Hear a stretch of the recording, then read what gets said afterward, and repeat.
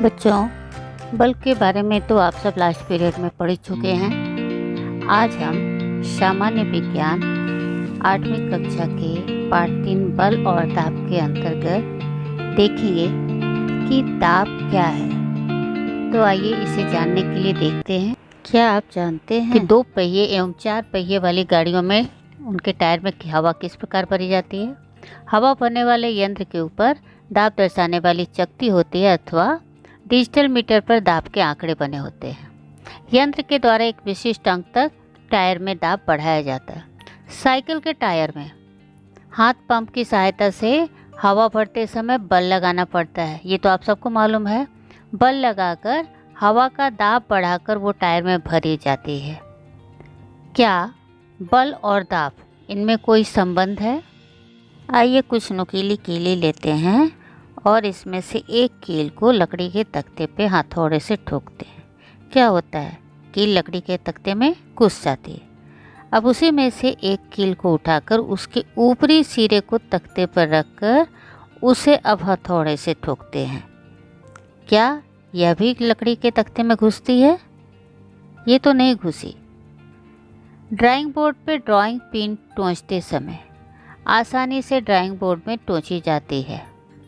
हमारे अंगूठे द्वारा बल लगाकर हम ड्राइंग पिन को आसानी से टोंच सकते हैं। इसके विपरीत आल पिन को ड्राइंग बोर्ड पर टोंचते समय अंगूठे को चोट पहुंचने की संभावना होती है। इस प्रयोग से आपको क्या समझ में है?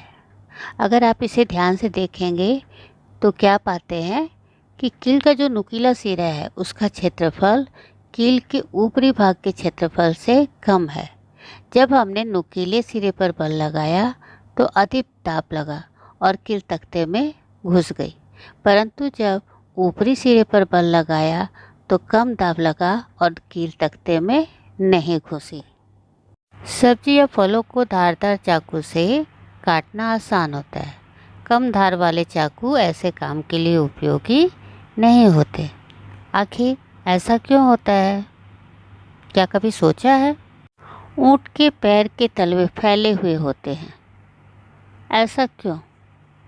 ऊँट के पैर के तलवे फैले होने से ऊँट का भार अधिक पृष्ठभाग पर पड़ता है और रेत पर पड़ने वाला दाब कम हो जाता है, जिसके कारण ऊँट का जो पैर है वो ज़मीन पर धंसता नहीं और उसको चलने में आसानी होती है।